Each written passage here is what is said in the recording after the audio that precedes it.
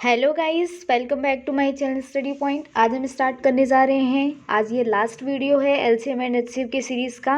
I hope आपको सारे question अच्छे से समझ में आ गए होंगे। आप क्वेश्चन को बार बार प्रैक्टिस करते रहें और जो भी समझ में ना आए कमेंट बॉक्स में पिन कर सकते हैं क्वेश्चन को। दूसरी बात, अगर आप हमारे चैनल को अभी तक सब्सक्राइब नहीं किया है तो सब्सक्राइब करें गाइस और ज़्यादा से ज़्यादा शेयर करें। तो आज हम स्टार्ट करने जा रहे हैं कुछ इंपॉर्टेंट क्वेश्चन और इसके बाद कोई नया टॉपिक स्टार्ट होगा। तो चलते हैं फर्स्ट क्वेश्चन पे। फर्स्ट क्वेश्चन आपको स्क्रीन पे दिख रहा है 13 की पावर 7 प्लस 11 की पावर 7 और इंटू में है 13 की पावर 5 प्लस 11 की पावर 5 का एचसीएफ क्या होगा, यह आपको बताना है। तो आप जल्दी से इस क्वेश्चन को बताइए क्या होंगे एचसीएफ, या आपको आंसर बताना है।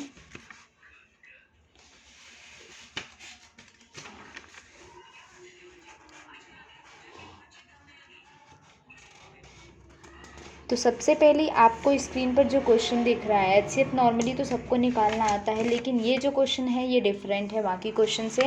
इसमें क्या है, प्लस का साइन लगा है पहली चीज़। तो अगर इंटू में होता तो आप आसानी से कर पाते, क्योंकि पावर जो सबसे ज़्यादा मिनिमम होती, जब भी पावर का एचसीएफ निकालते हैं तो जो मिनिमम पावर होती है वही आपका आंसर होता है, ठीक है। लेकिन यहाँ पर क्या दिया हुआ है आपको, यहाँ पर क्या दिया हुआ है, पावर कैसी है, ऑड है। तो मैं आपको वैसे तो इस क्वेश्चन को जैसे ए की पावर 7 बनाओ, बी की पावर 7 बहुत लेंदी होगा। ए की पावर 7 बी की पावर 7 का फॉर्मूला लगाओगे, या फिर किसका लगाओ, ए की पावर 5 बी की पावर 5, दोनों का फॉर्मूला बहुत ज़्यादा वास्ट है और एग्जाम में इतना टाइम नहीं कि आप इन फॉर्मूले को यूज़ करके इस क्वेश्चन को करो। तो सबसे सिंपल तरीका मैं आपको यहाँ बताऊँगी कि जब भी पावर कैसी हो, ऑड हो, पावर कैसी हो, ऑड हो, दोनों में ऑड है तो कुछ भी नहीं करना। जब पावर ऑड होती है तो आपको क्या करना है, उन नंबर का सम कर देना है, जो भी नंबर, यानी 13 प्लस 11, यही आपका क्या आ जाएगा, एचसीएफ, ठीक है। और ये आपका आंसर 1 सेकेंड 2 सेकेंड में आप इसको सॉल्व कर सकते हो। तो क्वेश्चन को पहले समझना है, उसके बाद ही आप इस चीज़ को अप्लाई कर सकते हैं, ठीक है। आई होप आपको ये क्वेश्चन आपको समझ में आ गया होगा। नेक्स्ट क्वेश्चन पे चलते हैं। नेक्स्ट क्वेश्चन क्या दिया है, एक दुकानदार 662, क्या दिया हुआ है, एक दुकानदार 662 रुपये 50 पैसे, है ना, यानी 662 रुपये और 50 पैसे की कलमें खरीदता है। अब ये नहीं पता है कितनी है, ठीक है। और उसमें से वो क्या करता है, उसमें से मैं आपको बता दूं, उसमें से वो क्या करता है, यहाँ पे क्वेश्चन को मैं थोड़ा सा बड़ा करके पहले आपको समझा देती हूँ। 662 रुपये 50 पैसे की वो क्या खरीदता है, कलम, लेकिन आपको ये नहीं पता वो कितनी खरीदता। उनमें से वो क्या करता है, 387.50 इतने रुपए की कलम को खरीद मूल्य पर ही बेचता है, यानी जितने पे खरीदता है उतने पे ही इतने रुपए का वो बेच देता है। लेकिन बाकी पैसे भी तो बचेंगे, क्योंकि टोटल 662.50 है। अब आपको क्या बोला है कि इतनी तो उतने पे बेच देता है। यदि वह आरंभ में कलमों की न्यूनतम संख्या खरीदता होता है, अगर मान लो जो न्यूनतम संख्या उसने खरीदी जो आपको नहीं पता है, तो उसके पास अभी भी कितनी कलमें बची, यानी इतने का तो उसने उसी दाम पर बेचा जितने में खरीदा था। तो अब बताना है आपको, जो और भी पैसे बचे ना, तो उनमें से कितनी कलम आपको निकालना है कि कितनी कलम उसकी बच जाएंगी इतना करने पर, वो आपको आंसर बताना है। तो इसका आंसर क्या होगा, आप जल्दी से बताइए। इस क्वेश्चन को कैसे सॉल्व करेंगे, क्वेश्चन दिखने में भी आपको लेंथी लग रहा है और हमेशा क्वेश्चन ये एग्जाम में इस टाइप के आते हैं। ये मेंस लेवल का, एज मेंस लेवल समझिए इस क्वेश्चन को। तो पहली चीज़, प्रत्येक कलम का मूल्य निकाल लीजिए, क्योंकि आपको वही नहीं पता है तो आप कैसे निकालेंगे। तो जब भी इस टाइप के क्वेश्चन आएंगे तो आपको क्या करना है, एचसीएफ निकालना है। क्या निकालना है, एचसीएफ निकालना है। प्रत्येक कलम का मूल्य, यानी अभी तो आपको ये भी नहीं पता है कि एक कलम कितने की आ रही है। प्रत्येक कलम का जो प्राइस है ना, जो वैल्यू है, जो प्राइस है, वो निकालने के लिए आप क्या निकालेंगे, एचसीएफ।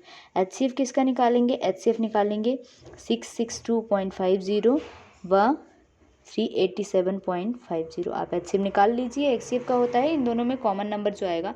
तो मैं आपको बता देती हूँ एचसीएफ क्या आएगा, आप खुद निकाल सकते हैं। ऑलरेडी मैंने बहुत सारी चीज़ें बता दी है एचसीएफ के बारे में। तो इसका जो एचसीएफ आएगा वो कितना आएगा, 12.50, इतने रुपीज़, यानी इतना आगे, यानी एक कलम की जो प्राइस है वो इतने की बेच रहा है। अब आपको पता है ये 387.50 की कलम बेच देता है, यानी इसी प्राइस पर वो बेच देता है, बाकी को प्रॉफिट पर बेचेगा। यानी जो आरंभ में कलमें खरीदी गई थी, तो कलमों की संख्या कितनी आ जाएगी, कलमों की संख्या जो आएगी वो कितनी आ जाएगी, आपको ये निकालना है।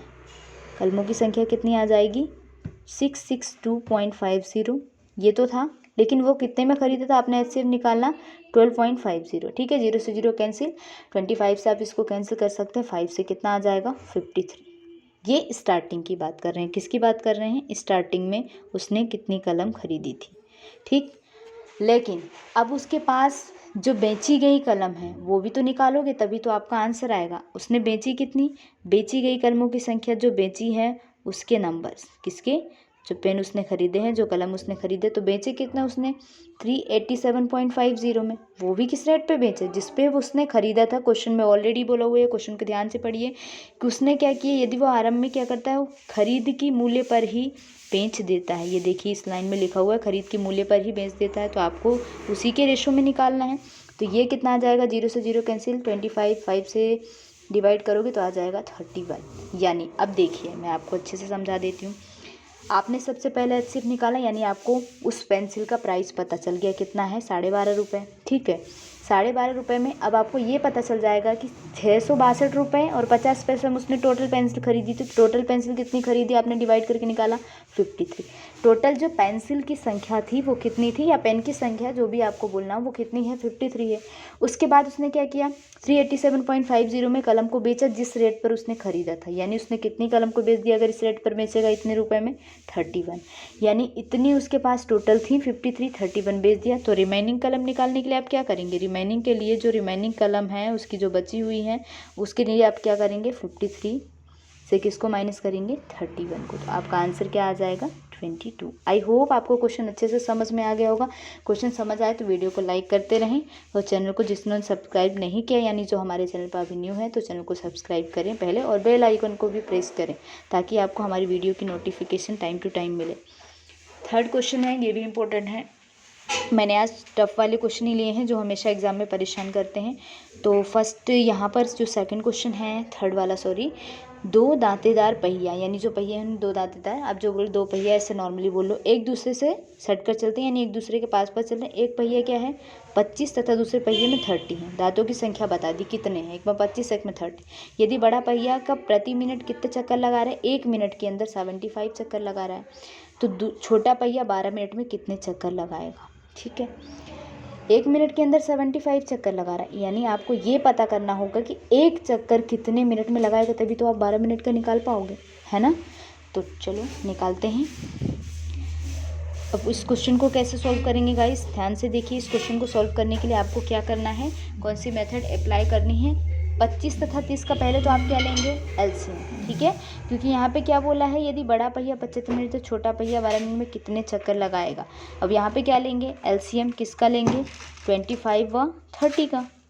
25 व 30 का एलसीएम लोगे तो कितना आ जाएगा, 150। ये कॉमन सी बात है, 150 आपका क्या आ गया, एलसीएम। अब जब दोनों पहिए 150 दांत एक साथ गुजरेंगे, यानी टोटल जो दांतों की संख्या हो जाएगी एलसीएम लेने के बाद। आपको टोटल नहीं पता था, दोनों को अलग अलग बताया था। अगर टोटल बताता तो वहाँ से कॉमन नंबर लेते, 150। तो छोटे पहिए का चक्कर कितना हो जाएगा, जो छोटा वाला पहिया होगा वो उसका कितना हो जाएगा, छोटे वाले पहिए का, छोटे पहिए की यानी जो स्मॉल व्हीलर है उसका कितना हो जाएगा, 150/25, क्योंकि इसमें 25 दांत है ना। कितने दांत हैं, 25 है, तो ये कितना आ जाएगा, 6। सेम आप किसका निकाल लेंगे, बड़े वाले पहिए का। जब बड़े वाले पहिए का निकालेंगे तो उसमें 30 है ना। पहले तो आप नॉर्मली निकाल लो कि कितने चक्कर वो लगा रहे हैं, तो ये कितना आ जाएगा 30, यानी कि ये कितने 5। यानी आपको इसका चक्कर पता चल गया, ये 6 चक्कर जब लगाता है ना छोटा वाला पहिया, तो ये कितने लगाता है, 5 लगाता है। ये कितने लगाता है, 5 लगाता है। यानी यदि छोटे पहिए के चक्करों की संख्या आपको निकालनी है तो आप क्या करेंगे, छोटे पहिए के चक्कर की संख्या निकालनी है। देखिए ध्यान से, क्वेश्चन में क्या बोला, छोटा पहिया ये 75 मिनट में लगा लेता है प्रति मिनट, और ये 12 मिनट में। तो ये कितना आ जाएगा आपका आंसर, यहाँ पर देखिए मैं आपको यही बता देती हूँ, ये कितना हो जाएगा, 6/5। 6 क्यों लिया, क्योंकि 6 छोटा लगा रहा है, तो जो कितने में लगा रहा है आपको 5 किसका दिया है, 75 में मिनट में, या इसके नीचे ही 5 लिख लो, या मैंने यहाँ लिख दिया 75 मिनट में कौन लगा रहा है चक्कर, 5 चक्कर कौन लगा रहा है, 75 चक्कर। 5 चक्कर क्यों बोला है, सॉरी 5 चक्कर क्यों बोल रहे हैं, क्योंकि एक अपने 1 मिनट के अंदर कितने चक्कर लगा रहा है, 75 प्रति मिनट में 75 लगा रहा है, तो एक चक्कर कितने मिनट में लगाएगा वो निकालना है। तो 75 किसका दिया हुआ है, आप 75 देखो नॉर्मली ऐसे समझिए, हो कुछ हो रहा है क्वेश्चन में, आप नॉर्मल ऐसे समझ लीजिए। 75 किसका दिया है, बड़े वाले पहिए का। तो बड़ा वाला पहिया कितने चक्कर लगा रहा है एक बार में, 5। कितने लगा रहा है, एक बार में 5 चक्कर लगा रहा है, और 1 मिनट के अंदर 75 लगा रहा है, ऐसे समझिए क्वेश्चन को। और दूसरे का निकालना है तो उसको इंटू में रख लिया, यहाँ से कैंसिल हो जाएगा, तो ये कितना आ गया 90। ये तो 90 आ गया, किसने 90, अगर ये 75 5 चक्कर लगा रहे तो 90 आ गया, लेकिन आपसे कितने मिनट का पूछा है, 12 मिनट का, तो बस 12 का इंटू कर दो। 12 का इंटू कर दोगे तो आपका आंसर क्या आ जाएगा, 1080। कितना आ जाएगा, 1080।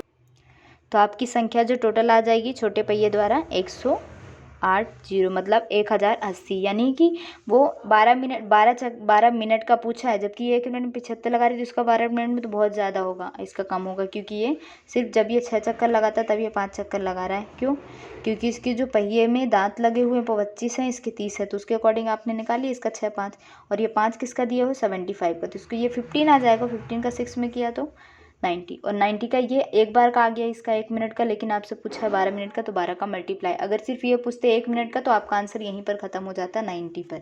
ओके, नेक्स्ट क्वेश्चन, यदि m तथा n धनात्मक पूर्णांक हो, यदि m तथा n क्या है, धनात्मक पूर्णांक है, आपसे ये बोला है कि m और n जो है वो धनात्मक यानी पॉजिटिव हैं, जो कंप्लीट नंबर है। उसके बाद आपसे क्या बोला है, यदि m माइनस n एक सम संख्या है, यानी m, अब आपको नंबर नहीं बताया है, बस ये बताया m माइनस n एक सम संख्या है, और अगर M square minus N square हमेशा किसके द्वारा, अगर m माइनस एन सम संख्या है तो m square minus N square किसके द्वारा डिवाइड होगा, ये आपको बताना है। तो पहली चीज़ m प्लस एन क्या है, धनात्मक पूर्णांक है, यानी धनात्मक पूर्णांक है तो आप क्या मान सकते हो, क्या मान सकते हैं, धनात्मक में तो सारे ही नंबर, लेकिन हमारे पास एक हिंट है, कौन सी है, ये है क्या है, एक सम संख्या है, तो सम संख्या तो आपको पता नहीं है, तो आप 2x मान लो, 2y मान लो, जो भी मानना है, तो मैंने इसको मान लिया, मान लो 2x है, ठीक है, 2x मान लिया, क्योंकि 2 क्या है, 2 क्या है, सम संख्या है, आपको सम बोला है, इस वजह से हमने 2 लिया है। अब m प्लस n कितना हो जाएगा, मान लिया मैंने 2y है, ठीक है, m प्लस n कितना है, 2y है। आपको क्या बोला है, इन दोनों का मल्टीप्लाई कर दो, क्योंकि मुझे ये चाहिए ना इसकी हमेशा संख्या, तो ये कितना आ जाएगा, m square minus N square, क्योंकि a प्लस बी और a माइनस बी कितना होता है, ये सभी को पता होगा कितना होता है, a square minus B square, अगर a b दोनों जगह a सेम हो, दोनों जगह b से होगा, एक प्लस एक माइनस, तो उसका स्क्वायर माइनस में ले लेते हैं, तो ये कितना आ जाएगा, 2 2 ज़ा 4xy आ जाएगा, यानी जो m square minus n square है वो किसके थ्रू डिवाइड होगा, 4 से डिवाइड होगा, क्योंकि xy तो आपका नंबर आ जाएगा, ठीक है, तो आपका आंसर क्या आ जाएगा, किसके द्वारा विभाज्य होगा हमेशा, तो आपका आंसर आ जाएगा 4, आपका आंसर क्या आ जाएगा 4, ये आपका क्या हो जाएगा, आंसर हो जाएगा। आई होप आपको क्वेश्चन समझ आ गया होगा। यहाँ पे 2 क्यों लिया, क्योंकि हमें क्या बोला है, हमें क्या बोला है, ये सम संख्या है, ठीक है, और m धनात्मक पूर्णांक है, तो उसमें तो आप कुछ भी ले सकते हैं, और हमेशा इस क्वेश्चन को इसी तरीके से किया जाता है, टाइम सेविंग भी हो जाएगा आपका, और क्वेश्चन भी आप अटेम्प्ट कर पाएंगे एग्जाम में। नेक्स्ट क्वेश्चन, एक संख्या है जिसको क्या बोला है, 2.52 को जब भिन्न में लिखा जाता है, यानी जब इसको फ्रैक्शन में कन्वर्ट किया जाए, किस में किया जाए, फ्रैक्शन में कन्वर्ट किया जाए, इसको किस में किया जाए, फ्रैक्शन में, तो आपको निम्नतम पदों में सम्मानित किया जाए, और कुछ पदों में क्या हो, समान लिखा जाए, सम्मानित लिखा है, तो अंश व हर का, यानी जो न्यूमरेटर होगा व डिनोमिनेटर होगा उसका योगफल कितना होगा, वो आपको बताना है। तो पहली चीज़ क्या है, जब भिन्न में लिखा जाए, यानी भिन्न में लिखा जाएगा, सॉरी यहाँ पर क्या आएगा, बार है, क्वेश्चन में मिस्टेक हो गई, बार है, तो भिन्न में कैसे लिखते हैं, 2.52 है, जब बार लगा होता है तो क्या करते हैं, जो ये पूरी संख्या होती है उसको पूरा लेते हैं, और जिस पे क्या हो, बार लगा हो, सिर्फ 2 पे लगा है यहाँ पे, सॉरी सिर्फ 2 पर है, किस पे है, सिर्फ 2 पर है, -2 अपॉन जितने के पॉइंट के बाद नंबर होते हैं उनको माइनस कर देते हैं, वो 9 आते हैं उतने 9, अगर 3 होते तो 3 आते, 4 होते तो 4 आते, बस ये कितना आ जाएगा, 250/99, ये 250/99 आ गया, तो ये आपका क्या आ जाएगा, इन दोनों को ऐड कर देना, इन दोनों को ऐड कर देंगे तो आपका क्या आ जाएगा आंसर, तो ये कितना आ जाएगा 9, ये आ जाएगा 349, ये आपका क्या आ जाएगा, अगर माइनस पूछते डिफरेंस, इन दोनों को क्या कर देते हम, माइनस कर देते हैं। नेक्स्ट क्वेश्चन, यदि A228, ये पूरा नंबर है, ठीक है, ये क्या है, ये पूरा का पूरा नंबर है, इसको विभाजित करता है, A क्या करता है, इस 228 को विभाजित करता है, और तब उसका रिमाइंडर क्या बचता है, 18, कितना बचता है, 18, तो आपको बताना है A का 2 अंकों का सबसे बड़ा मान क्या होगा, यानी मैक्सिमम जो इसकी वैल्यू हो सकती है वो कितनी हो सकती है, वही आपको बताना है आंसर में, व्हाट इज़ द आंसर, मान लो अगर ऑप्शन मैंने दे दी, चलो मैं ऑप्शन दे देती हूँ 70, और दूसरा ऑप्शन दे देती हूँ मैं आपको 21, तीसरा ऑप्शन दे देती हूँ मैं 35 और चौथा 30।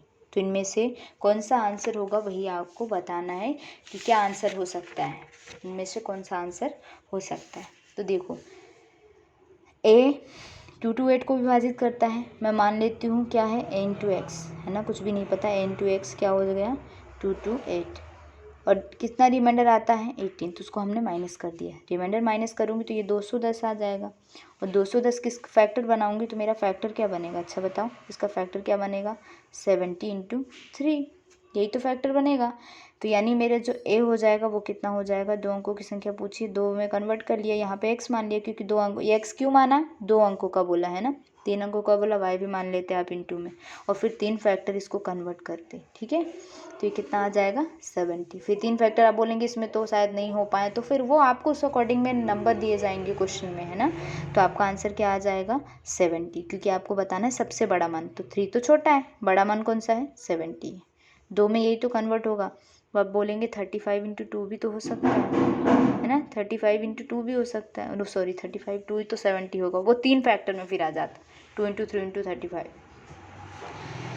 तो ये आपका क्या आ जाएगा आंसर 70। नेक्स्ट क्वेश्चन, दो संख्याएं जो 11,284 तथा 7,600, देखो क्वेश्चन ध्यान से, 11,284 और 7,655 है, जब 3 अंकों वाली एक संख्या से विभाजित की जाती है, यानी इन दोनों नंबर को हम 3 अंकों वाली एक संख्या से विभाजित करते हैं तो क्या होता है, एक समान शेषफल आता है, यानी जो इनका रिमाइंडर आ रहा है वो सेम आएगा, चाहे मैं इसको डिवाइड करूं या मैं फिर इसको डिवाइड करूं। तब क्या उस 3 अंकों वाली संख्या के अंकों के, यानी वो संख्या जो होगी 3 अंकों वाली उसके अंकों का सम क्या होगा वो आपको बताना है। तो पहली चीज़ तो आपको वो संख्या पता चल जाए, अगर संख्या पता चल जाए, उनका डिफरेंस पूछे, उनका सम पूछे, उनका फर्स्ट डिजिट पूछे, सेकंड डिजिट, मतलब क्वेश्चन वेरी करते हैं अलग अलग, आपसे लास्ट डिजिट पूछ लेते हैं उस संख्या का फर्स्ट और थर्ड का डिफरेंस पूछ लेते हैं, सम पूछ लेते हैं, एवरीथिंग। तो सबसे पहली चीज़ आपको क्या निकालना है, उस संख्या को निकालना है। तो संख्या निकालेंगे कैसे, जब भी इस टाइप के क्वेश्चन आते हैं तो संख्या को कैसे निकाला जाता है वो ध्यान देना है। तो सबसे पहली चीज़ आपको क्या दिया है, शेषफल सेम आता है, तो मैंने मान लिया यहाँ पर जो रिमाइंडर आता है यानी कि जो शेष आ रहा है वो कितना आ रहा है, मैंने माना एक्स है। शेष कितना है, क्योंकि एक्स वाई जेड जो भी मान लो आप, क्योंकि आपको पता नहीं है, तो शेषफल मैंने क्या मान लिया एक्स है। तो जो भी शेषफल होता है इन नंबर से डिवाइड करते हैं, यही रूल होता है हमेशा, हम क्या करते हैं इसे माइनस कर देते हैं, ये हो गया।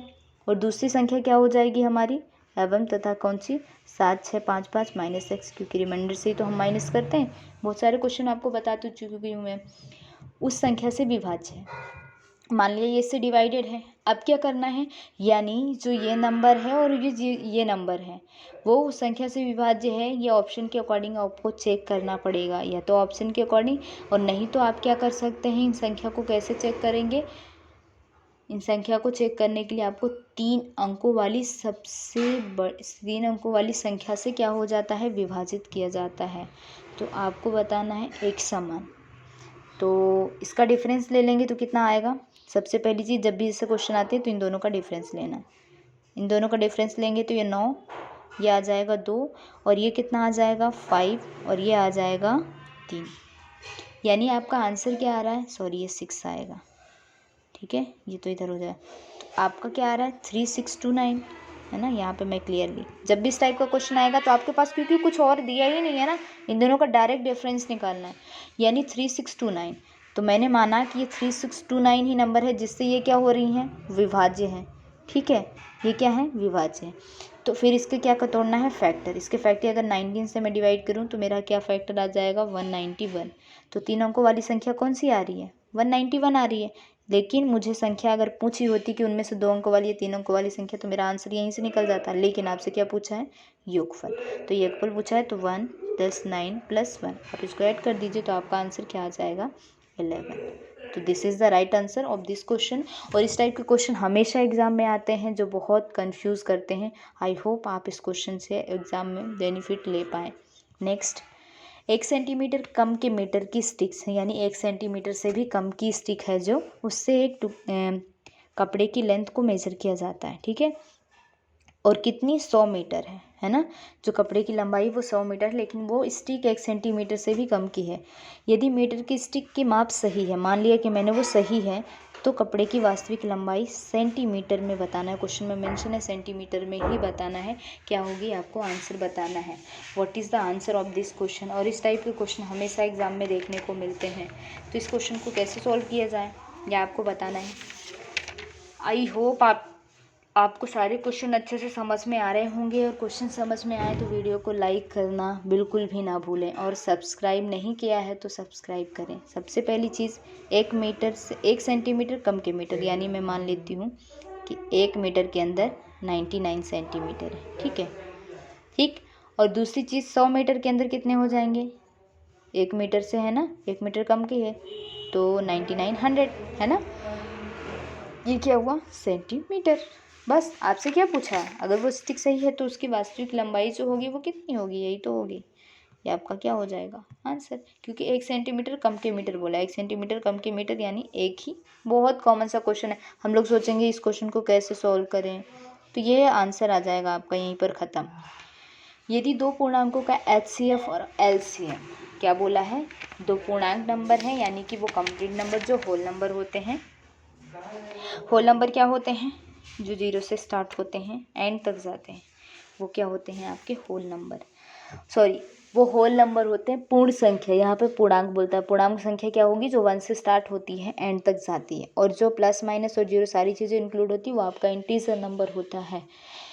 तो आपसे क्या बोला है, आपसे बोला है कि एक दो पूर्णांकों की संख्या का HCF और LCM 44 और 264 है।